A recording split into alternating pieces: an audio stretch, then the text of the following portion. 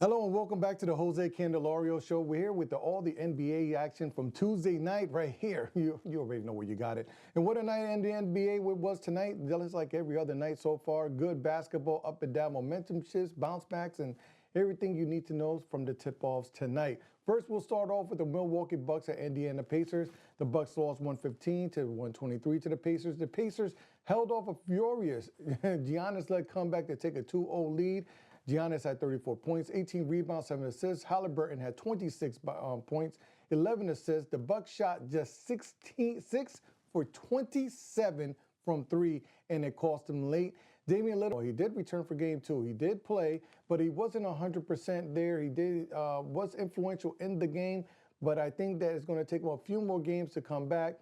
But the action now shifts over to Milwaukee, where I think things will be a little bit different. And I can see Milwaukee tying this series up 2-2. But right now, 2-0 lead for Indiana that are just too deep. Siakam also had a double-double tonight. They just have too much bench power. Between Nembhard, Miles Turner, all these guys, their bench is packed. They're ready to go the 7 games. But I think the Bucks are finally going to show up in game 2. But tonight, it was all Indiana.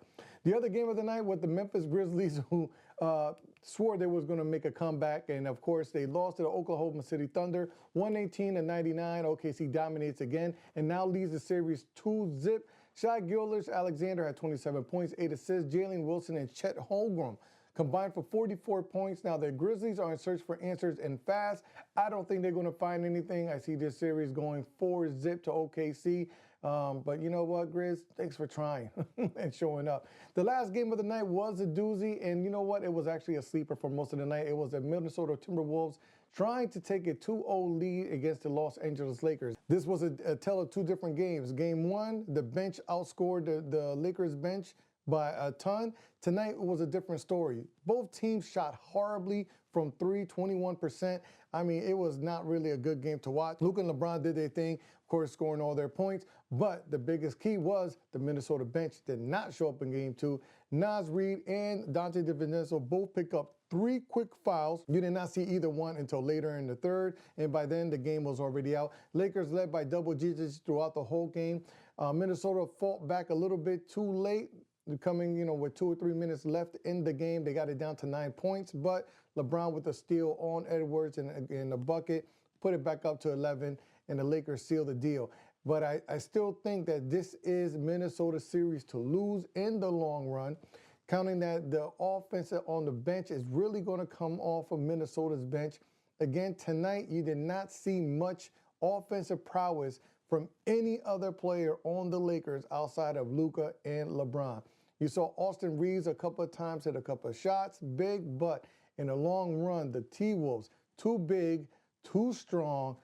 See them taking this in almost now in 6 games, okay? I'll give the Lakers a couple of wins in between because the NBA, what is it without the Lakers?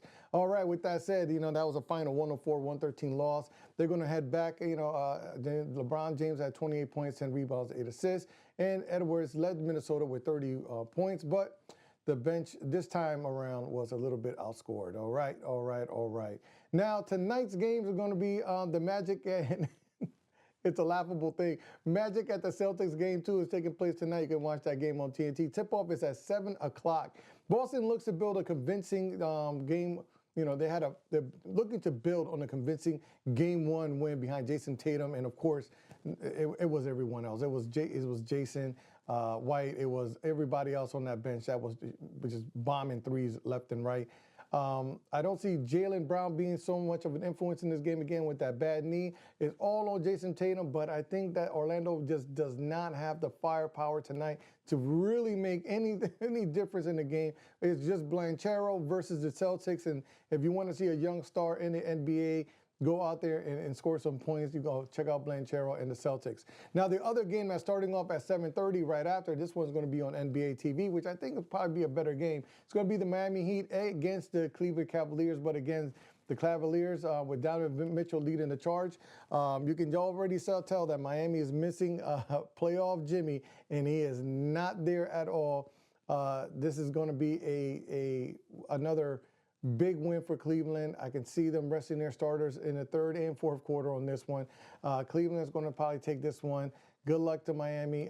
They probably should be starting to pack their bags. I mean, they just got a couple more games before this one is truly all over. Then the tip-off of the night is actually going to be a 9:30 start, so they're going to be a bunch of games on at the same time. But this one is going to be on the TNT right after the first Celtics game. This is going to be the Warriors and the Rockets. And the Rockets are looking to at least try to make a comeback against the Warriors. The thing about the Rockets is they're another young physical team. They're going to try to get physical with the Warriors. But I think that Jimmy Buckets and playoff Jimmy and Curry, they got this handled. They have the team. They have a bench. They have depth. And we haven't even seen Jonathan Kuminga at all for the Warriors. So that means that the Warriors are handling with a nice 8-man rotation. I don't see them losing to the Rockets. Rockets just too inexperienced. But I do see this game being very chippy, very physical. And I'm going to say, we'll say Dylan Brooks will get into about 3 fights in this game because that's what he's known for. But still, the Warriors should walk away from this one yet again against the Rockets, even though the Rockets are the higher seed and the Rockets are at home. But the Warriors can do this in about 4 games if they play good tonight, come out strong, come out offensive, and they can, push off that Warrior. The Rockets' strong young core that's going to come out to be aggressive, but at the end of the game, I see the Warriors doing it all. This has been the Jose Candelario. The playoff picture is tightening and getting better. Catch every breakdown stat and, savage take right here on the Jose Candelario Show. Thank you very much for watching. Until next time, be good, my friends.